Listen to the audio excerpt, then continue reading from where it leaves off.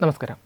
അന്താരാഷ്ട്ര തലത്തിൽ രാജ്യത്തിൻ്റെ സുരക്ഷയ്ക്കും നിയമവാഴ്ചയ്ക്കും വെല്ലുവിളിയാകുന്ന കുറ്റവാളികളെ പിടികൂടുന്നതിനുള്ള നടപടികൾ എത്രമാത്രം ഗൗരവമുള്ളതാണെന്ന് വ്യക്തമാക്കുന്നതാണ് ഉത്തർപ്രദേശിലെ സംഭൽ സംഘർഷവുമായി ബന്ധപ്പെട്ട പുതിയ സംഭവ വികാസങ്ങൾ.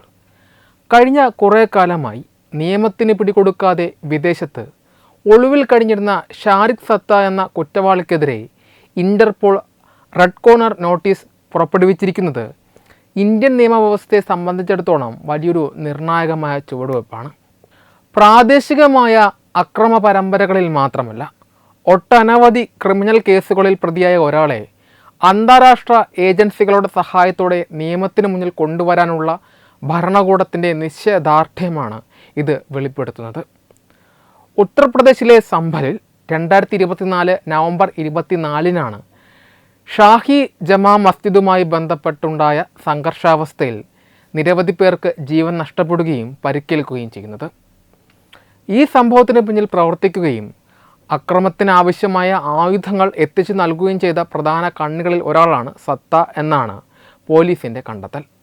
ഈ സംഭവത്തിന് ശേഷം വ്യാജ പാസ്പോർട്ട് ഉപയോഗിച്ച് രാജ്യത്ത് നിന്ന് രക്ഷപ്പെട്ട ഇയാൾ ദുബായ് കേന്ദ്രീകരിച്ചാണ് തൻ്റെ ക്രിമിനൽ പ്രവർത്തനങ്ങൾ നിയന്ത്രിച്ചിരുന്നത് എന്നും അന്വേഷണ ഏജൻസികൾ വ്യക്തമാക്കുന്നു. സംഭൽ സംഘർഷ കേസിന് പുറമെ ഉത്തർപ്രദേശിലും ദേശീയ തലസ്ഥാനമായ ദില്ലിയിലുമായി 50ലധികം ക്രിമിനൽ കേസുകളിൽ പ്രതിയാണ് ഇയാൾ. സംഘടിതമായ വാഹന മോഷണങ്ങളും മറ്റ് ഗുരുതരമായ കുറ്റകൃത്യങ്ങളും ഇയാളുടെ പേരിൽ നിലവിലുണ്ട്.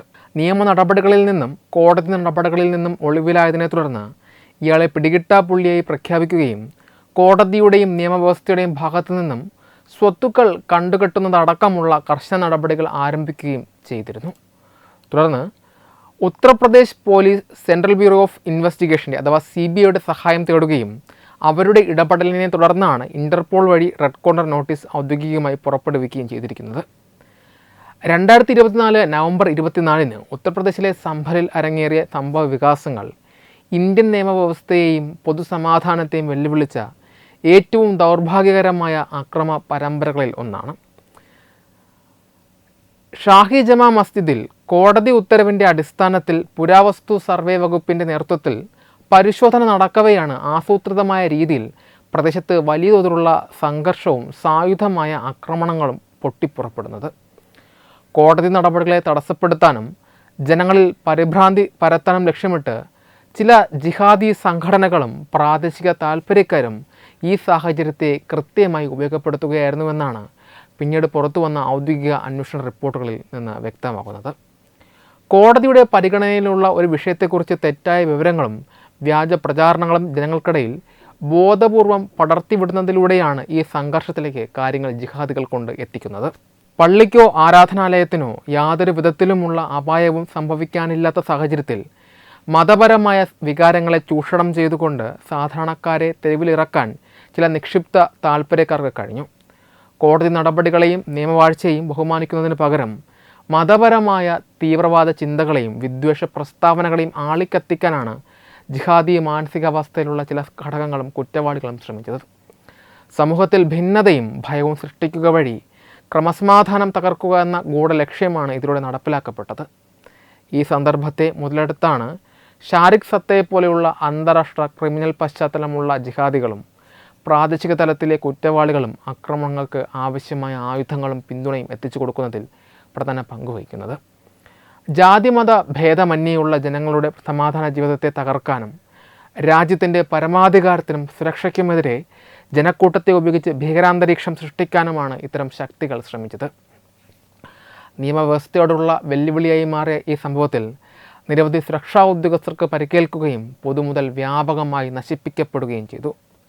എന്നിരുന്നാലും ജുഡീഷ്യൽ കമ്മീഷൻ അടക്കമുള്ള ഏജൻസികളുടെ വിശദമായ അന്വേഷണങ്ങൾ ഈ ആസൂത്രിത ഗൂഢാലോചനയുടെ യഥാർത്ഥ മുഖം പുറത്തു കൊണ്ടുവന്നിട്ടുണ്ട്. രാജ്യത്തിൻ്റെ നിയമവാഴ്ചയെയും ഭരണഘടനയെയും അട്ടിമറിക്കാൻ ഇത്തരം അക്രമങ്ങളിലൂടെയും മതപരമായ തീവ്രവാദത്തിലൂടെയും ശ്രമിക്കുന്നവരെ നിയമത്തിന് മുന്നിൽ കൊണ്ടുവരാൻ ശക്തമായ നടപടികളാണ് ഭരണകൂടം സ്വീകരിച്ചു കൊണ്ടിരിക്കുന്നത്. ഒളിവിൽ കഴിഞ്ഞിട്ടും ഷാരിഖ് സത്തയെ പോലെയുള്ള കുറ്റവാളികൾക്കെതിരെ റെഡ് കോർണർ നോട്ടീസ് പുറപ്പെടുവിക്കാൻ സാധിച്ചതും ഗൂഢാലോചന പുറത്തു കൊണ്ടുവന്നതും ഇത്തരം ദേശവിരുദ്ധ പ്രവർത്തനങ്ങൾക്കെതിരെയുള്ള ശക്തമായ മുന്നറിയിപ്പ് കൂടിയാണ്.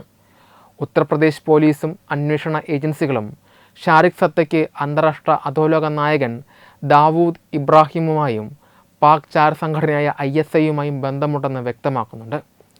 ദില്ലി NCR മേഖലകളിലായി 300-ലധികം വാഹനങ്ങൾ മോഷ്ടിച്ച വലിയൊരു ക്രിമിനൽ ശൃംഖലയുടെ തലവനായിരുന്ന ഷാരിഖ് സത്ത പ്രാദേശികമായ കുറ്റകൃത്യങ്ങളിൽ മാത്രമായി ഒതുങ്ങി നിൽക്കാതെ വിദേശത്തേക്ക് കടന്നതിന് ശേഷവും തൻ്റെ സംഘത്തെ ഉപയോഗിച്ച് ഭാരതത്തിൽ വലിയ തോതിലുള്ള അട്ടിമറി പ്രവർത്തനങ്ങൾ ആസൂത്രണം ചെയ്തു എന്നാണ് പോലീസിൻ്റെ കണ്ടെത്തൽ. അമ്പൽ സംഘർഷവുമായി ബന്ധപ്പെട്ട് പോലീസ് നടത്തിയ അന്വേഷണത്തിൽ കണ്ടെടുത്ത വെടിയുണ്ടകളിൽ പാകിസ്ഥാൻ ഓർഡിനൻസ് ഫാക്ടറിയിൽ നിർമ്മിച്ചവയും അമേരിക്കൻ നിർമ്മിത കാട്രിഡ്ജുകളും ഉൾപ്പെട്ടിരുന്നു.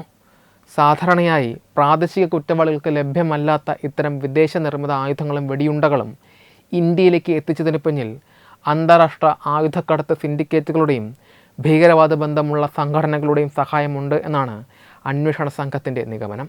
കൂടാതെ വിദേശത്തു നിന്നും പ്രാദേശിക അക്കൗണ്ടുകളിലേക്ക് സംശയാസ്പദമായ രീതിയിൽ വലിയ തോതിൽ പണം എത്തിയതും കലാപങ്ങൾക്കും അക്രമങ്ങൾക്കും വേണ്ടിയുള്ള സാമ്പത്തിക സഹായങ്ങൾ അധോലോക ശൃംഖലകൾ വഴി നൽകപ്പെട്ടതാകാം എന്ന സംശയത്തിലേക്ക് പോലീസിനെ നയിച്ചു.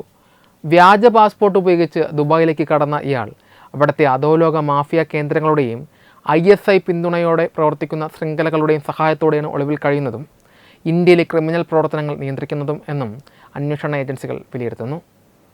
അന്താരാഷ്ട്ര നിയമപ്രകാരം കുറ്റവാളികളെ കണ്ടെത്താനും താൽക്കാലികമായി അറസ്റ്റ് ചെയ്യാനും അംഗരാജ്യങ്ങളിലെ നിയമപാലകർക്ക് പരസ്പരം സഹായം നൽകുന്നതിനുള്ള ശക്തമായൊരു ഉപാധിയാണ് റെഡ് കോർണർ നോട്ടീസ്. ഇതോടെ ഷാരിഖ് സത്ത ഒളിവിൽ കഴിയുന്ന രാജ്യത്ത് ഇയാളെ കണ്ടെത്താനും ഇന്ത്യയിലേക്ക് നാടുകടത്താനുമുള്ള ഔദ്യോഗിക നടപടികൾക്ക് വേഗതയേറും. ഒളിവിൽ കഴിയുന്ന ഏത് രാജ്യത്തു നിന്നും പ്രതികളെ ഇന്ത്യയിലെത്തിച്ച് നിയമത്തിന് മുന്നിൽ നിർത്തിക്കാനുള്ള സുരക്ഷാ ഏജൻസികളുടെ നിരന്തരമായ പരിശ്രമങ്ങളുടെ ഉദാഹരണമാണ് ഈ നടപടി. സമൂഹത്തിൽ സമാധാന അന്തരീക്ഷം തകർക്കുന്നതിനും അക്രമങ്ങൾ അഴിച്ചുവിടുന്നതിനും പിന്നിൽ പ്രവർത്തിക്കുന്ന ശക്തികൾ എത്ര ദൂരെ ഒളിച്ചാലും നിയമത്തിൻ്റെ കൈകളിൽ നിന്ന് രക്ഷപ്പെടാനാവില്ലെന്ന ശക്തമായ സന്ദേശമാണ് ഇത്തരം അന്താരാഷ്ട്ര നടപടികൾ നൽകുന്നത്. ഈ വാർത്തയെക്കുറിച്ചുള്ള നിങ്ങളുടെ അഭിപ്രായങ്ങൾ കമൻറ്റുകളായി രേഖപ്പെടുത്തുക. വീഡിയോ ഇഷ്ടമായി ലൈക്ക് ചെയ്യുക, ഷെയർ ചെയ്യുക. കൂടുതൽ വാർത്തകൾക്കായി ഞങ്ങളുടെ ചാനൽ സബ്സ്ക്രൈബ് ചെയ്യുക. വെബ് ഡെസ്ക് തത്വമൈ ന്യൂസ്.